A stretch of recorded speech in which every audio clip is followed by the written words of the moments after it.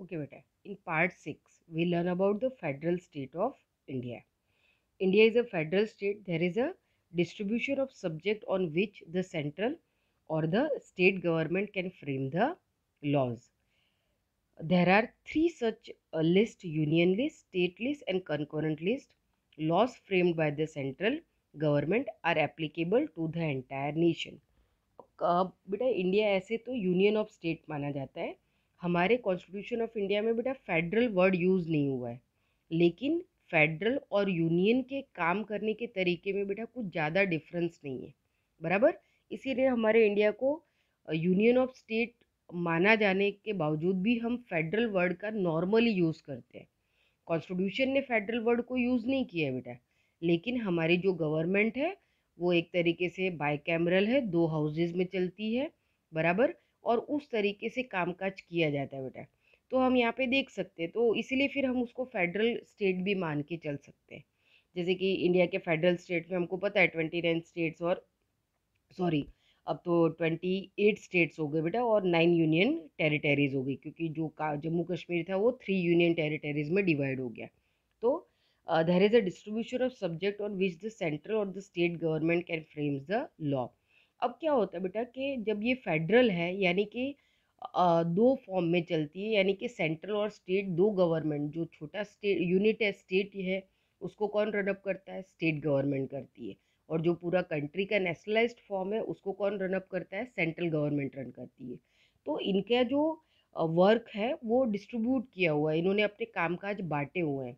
तो उसमें 3 लिस्ट आ जाते हैं बेटा, यूनियन लिस्ट आता है, स्टेट लिस्ट आता है, और कंकरेंट लिस्ट आता है। क्लियर।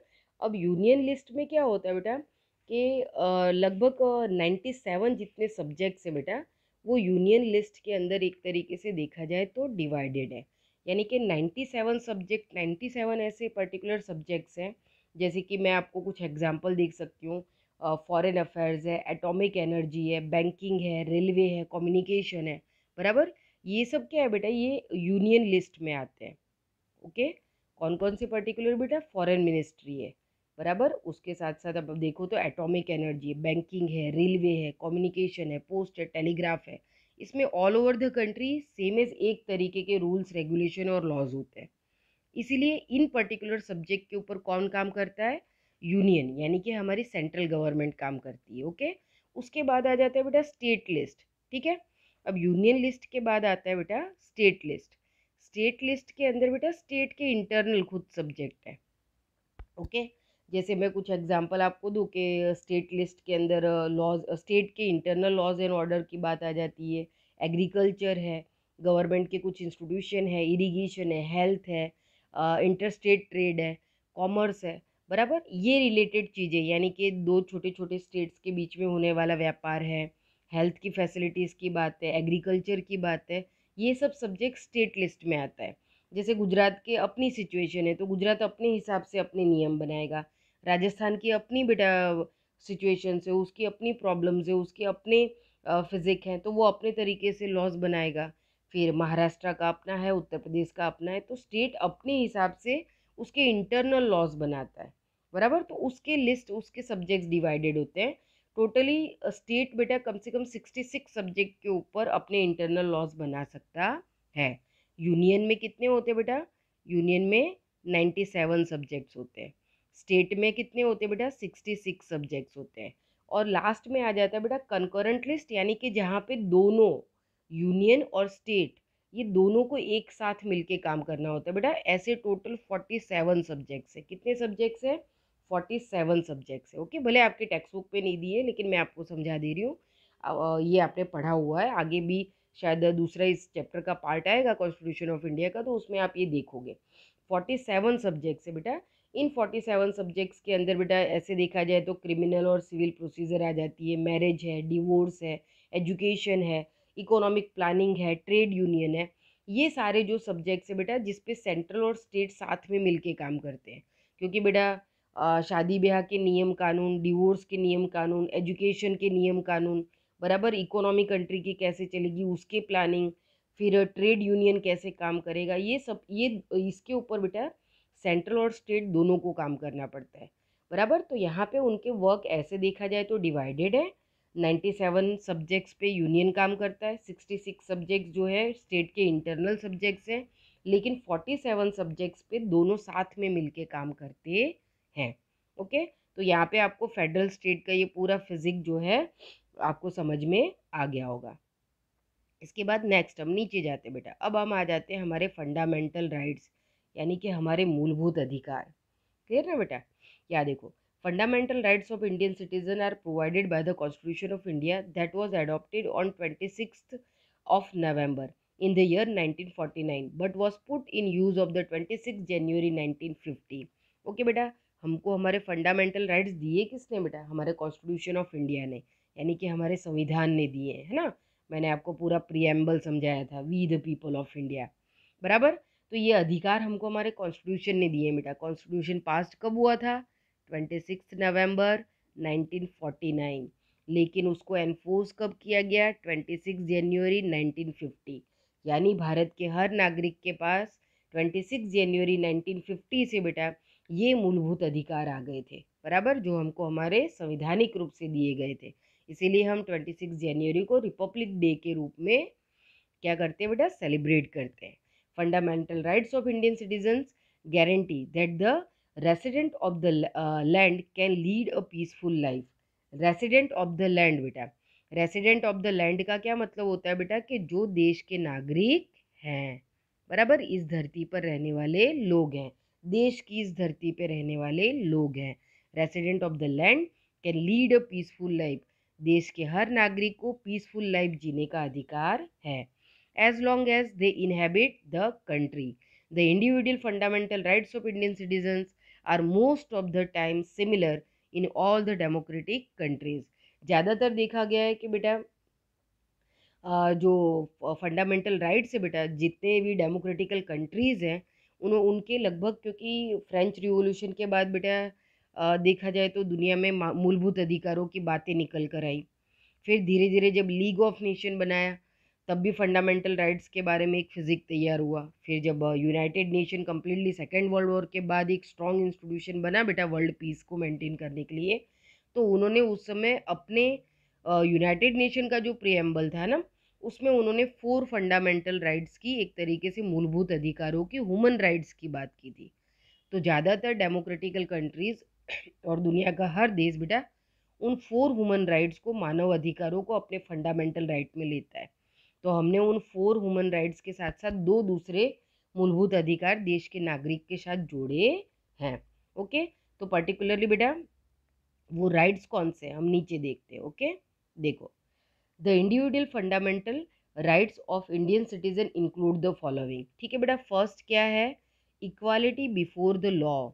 कानून व्यवस्था की नज़र में बेटा सब एक बराबर है। मैंने आपको चैप्टर के शुरुआत के कुछ पैराग्राफ में बोला था बेटा, प्यून टू प्राइम मिनिस्टर, यानी कि एक सिंपल सा काम करने वाले बेटा जिनका पद चपरासी का है, प्यून का है, वहाँ से लेके देश के सबसे बड़े एग्जीक्यूटिव बॉडी के हेड यानी कि हमारे प्राइम मिनिस्टर तक देखा जाए तो सब लोग कायदे कानून की नज़र में कैसे बेटा? इक्वालिटी बिफोर द लॉ, सबके लिए कानून व्यवस्था बराबर है, सबके लिए वो उसी तरीके से काम करती है।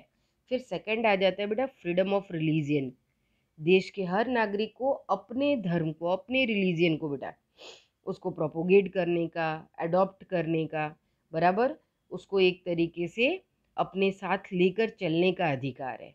अगर वो अपनी मर्जी से, अपनी इच्छा शक्ति से दूसरे किसी धर्म को अपनाना चाहता है तो वो भी अधिकार उसको दिया गया है, लेकिन जबरन या लालच देकर नहीं, बराबर, अपनी इच्छा शक्ति से वो चाहता है।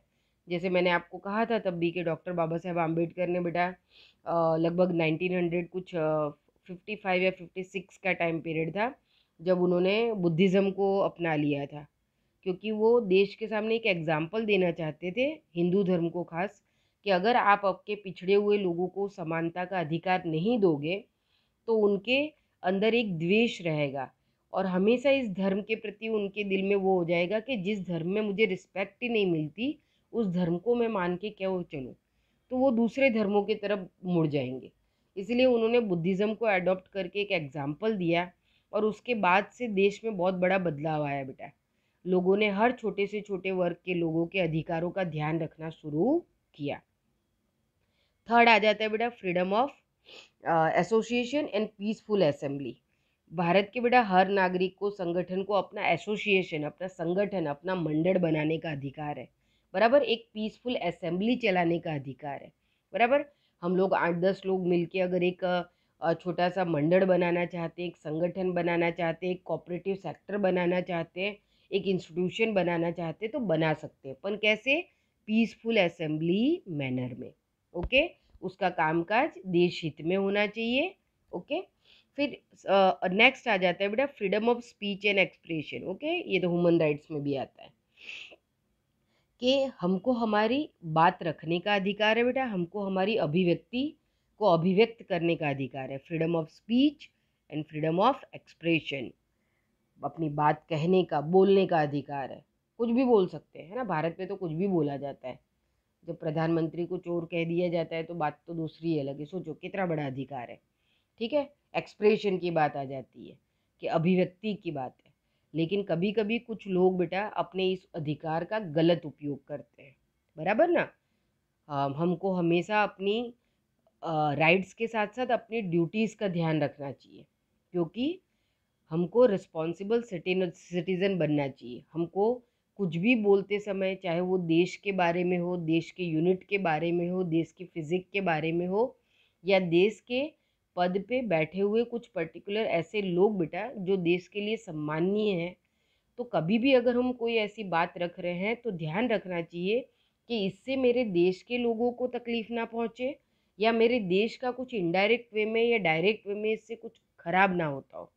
तो एज अ रिस्पॉन्सिबल सिटीजन बेटा ये हमारी जिम्मेदारी बनती है कि उस समय हम ऐसा कोई भी काम ना करें जो देश हित में ना हो। तो हमेशा अपनी बातों को ऐसे रखो, बात रखो, कोई बात नहीं, विरोध करने का अधिकार है। लोकतंत्र की यही तो सबसे बड़ी खूबसूरती है बेटा, कि हम विरोध कर सकते हैं, और विरोध जरूरी भी होता है बेटा। अगर आप विरोध करना ही बंद कर दोगे तो जो रूलिंग कर रहे हैं उनको तो ऐसा ही लगेगा कि हम सब कुछ अच्छा ही कर रहे हैं। तो यहाँ पे विरोध जरूरी है। जब हम विरोध करते हैं बेटा तो काम और भी अच्छा होता है। काम के अंदर कुछ भी गलतियां रह गई हैं तो उन विरोध की वजह से वो गलतियां भी सही हो जाती है। तो ये जरूरी है कि विरोध करो, बोलना जरूरी है, अभिव्यक्ति की आज़ादी जरूरी है, अभिव्यक्त करना भी जरूरी है। बताएंगे नहीं तो पता कैसे चलेगा, ओके। तो अपने राइट्स का बेटा सही तरीके से यूज़ करना चाहिए हमको, उसका मिसयूज़ नहीं करना है, पर उसका प्रॉपरली यूज़ करना है और एक रिस्पॉन्सिबल वे में यूज़ करना है, ओके। और फिर लास्ट में आ जाते हैं बेटा rights to the constitution remedies for the protection of civil rights. ठीक है बेटा, देश के हर नागरिक बेटा उसके जो सिविल राइट्स है, ठीक है, सिविलियंस यानी कि सिटीजन्स के जो राइट्स है बेटा, उसका प्रोटेक्शन हमारा कौन सा 6वें नंबर का बेटा जो राइट है कॉन्स्टिट्यूशन रिमेडाइज, डॉक्टर बाबा साहब आम्बेडकर ने इसी 6 नंबर के राइट को हमारे कॉन्स्टिट्यूशन का सोल कहा है उनके मुताबिक। ऐसे तो कॉन्स्टिट्यूशन ऑफ इंडिया का सोल क्या है? प्रियम्बल है। लेकिन बाबा साहब आम्बेडकर मानते थे कि ये जो 6 नंबर का राइट है, जिसने भारत के हर नागरिक को सुप्रीम कोर्ट ऑफ इंडिया तक जाकर अपनी बात रखने का अधिकार दिया है। अगर किसी भी पर्टिकुलर सिटीजन को ऐसा लगता है कि उसके ये जो मूलभूत अधिकार हैं, equality before the law, freedom of religion, freedom of association, freedom of speech and expression, उसका हनन हो रहा है बेटा, कहीं ना कहीं उसका एक्सप्लोटेशन हो रहा है, उसका शोषण हो रहा है, बराबर, तो वो सुप्रीम कोर्ट ऑफ इंडिया तक जा सकते हैं। ये अधिकार हमको हमारे 6 नंबर के राइट में दिया हुआ है। इसीलिए बाबा साहब आम्बेडकर ने इस कॉन्स्टिट्यूशनल रिमेडाइज को बेटा इंडियन कॉन्स्टिट्यूशन का सोल माना है उन्होंने, उनके मुताबिक है, ओके। तो सुप्रीम कोर्ट ऑफ इंडिया तक हमको जाने का अधिकार है बेटा। अगर हमारे अधिकारों का एक्सप्लोटेशन हो रहा है, हमारा शोषण हो रहा है, हमारे अधिकारों का शोषण हो रहा है, ओके, तो हम हमारी जो कंट्री की सबसे हाईएस्ट कोर्ट है सुप्रीम कोर्ट ऑफ इंडिया, वहाँ जाकर अपनी बात रख सकते हैं। तो ये हमारे जो 6 राइट्स हैं बेटा, ये हमको हमारी डेमोक्रेसी के अंदर बिल्कुल अपने तरीके से आज़ादी के साथ, बिल्कुल अपनी इंटीग्रिटी, अपने इंडिविजुअल रिस्पेक्ट और इन सब चीज़ों को लेकर बेटा, ठीक है, हमारे डिग्निटी का ध्यान यहाँ पे रखा जाता है, हमारे गौरव का ध्यान रखा जाता है, हमारे आत्मसम्मान की रक्षा की जाती है। तो यहाँ पे वो सब कुछ आ गया बेटा, यूनिटी भी आ गई, इंटीग्रिटी भी आ गई, डिग्निटी भी आ गई, लिबर्टी भी आ गई। ये सारे के सारे जितने भी फॉर्म्स हैं बेटा, जो कि एक इंडिविजुअल पर्सन या ग्रुप पीपल या सिविलाइज्ड पीपल के लिए बहुत ज़रूरी है, कि जब ऐसा होता है तब उसको हम डेमोक्रेसी कहते हैं। वो आज़ादी, लेकिन कभी भी आज़ादी का मिसयूज़ नहीं करना है बेटा, उस लिबर्टी का मिसयूज़ नहीं करना है हमको, तभी हम रिस्पॉन्सिबल सिटीज़न कहलाएंगे। अगर डेमोक्रेसी की खूबसूरती ये है बेटा कि उसने हमको सारी आज़ादी दी हुई है, तो एज अ रिस्पॉन्सिबल सिटीज़न ये हमारी जिम्मेदारी बन जाती है कि हम उस लिबर्टी का मिसयूज़ ना करें, और एज अ रिस्पॉन्सिबल सिटीज़न अपनी सारी ड्यूटीज़ को भी पे करें। तो ही हमारा कंट्री बेटा बहुत ही अच्छे वे में एक डेवलप्ड नेशन के पाथ पे आगे बढ़ सकता है। अभी हम डेवलपिंग नेशन के एरा में चल रहे हैं, धीरे धीरे इंडिया बहुत स्पीडी वे में बेटा हम आगे जा रहे हैं, और एक समय ऐसा आएगा जब हम दुनिया के सामने ये भी साबित कर देंगे कि भले ओवर पॉपुलेटेड कंट्री है, इतना ज़्यादा वराइड कल्चरल कंट्री है, लेकिन इसकी डेमोक्रेसी की ये अपनी खूबसूरती है, और इसके लोग यूनिटी, इंटीग्रिटी और लिबर्टी की इस भावना को, जो है बोलते हैं ना भारत का कल्चर वसुधैव कुटुंबकम के साथ चलता है, बराबर। तो वो हमने दुनिया को हमेशा बेटा प्रेजेंट किया है, हमने उनके सामने इस बात को रखा हुआ है, और दुनिया ने हमेशा माना है कि भारत की सोच, उसकी संस्कृति की, आज से नहीं हजारों साल से भारत की संस्कृति इसी तरीके की वैल्यूज़ के साथ चलती है। ओके, तो यहाँ पे हमारा चैप्टर बेटा कंप्लीट हो रहा है। उसके बाद फिर आपको इस चैप्टर की पीडीएफ जो है वो वर्कबुक एक्सरसाइज की मैं आपको सेंड करवा दूंगी। ओके, तो थैंक यू।